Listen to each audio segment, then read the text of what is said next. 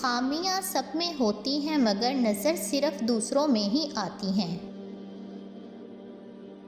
انسان ہمیشہ تکلیف میں ہی سیکھتا ہے، خوشی میں تو پچھلے سبق بھی بھول جاتا ہے۔ قدر کرنی ہے تو زندگی میں ہی کرو، چہرے سے کفن اٹھاتے وقت تو نفرت کرنے والے بھی رو پڑتے ہیں۔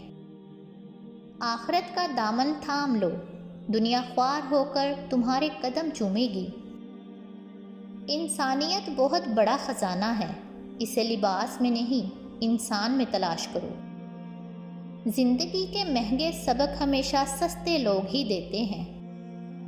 رشتے خون کے نہیں بلکہ احساس کے ہوتے ہیں، اگر احساس ہو تو اجنبی بھی اپنے ہو جاتے ہیں، اور اگر احساس نہ ہو تو اپنے بھی اجنبی ہو جاتے ہیں۔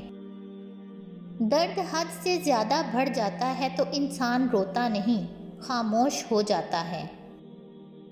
زندگی کو سمجھنا ہے تو پیچھے دیکھو، اور زندگی کو جینا ہے تو آگے دیکھو۔ خاموشیاں سننا سیکھو، ان میں سچ ہوتا ہے۔ سب سے بہترین سبق وہ ہوتا ہے جو ہم خود چوٹ کھا کر سیکھتے ہیں۔ بے بس انسان کا سجدہ ہی اس کی بے بسی کا علاج ہے۔ عقیدت ہو یا محبت، دھیمے لہجوں میں ہی جچتی ہے۔ غیر ضروری تنقید وہ تلوار ہے جو سب سے پہلے خوبصورت رشتوں کے سر قلم کرتی ہے۔ انسان کا دل توڑنے والا شخص اللہ کی تلاش نہیں کر سکتا۔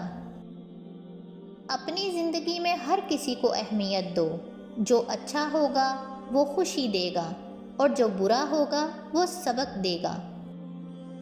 مصروف زندگی نماز کو مشکل بنا دیتی ہے، لیکن نماز مصروف زندگی کو آسان بنا دیتی ہے۔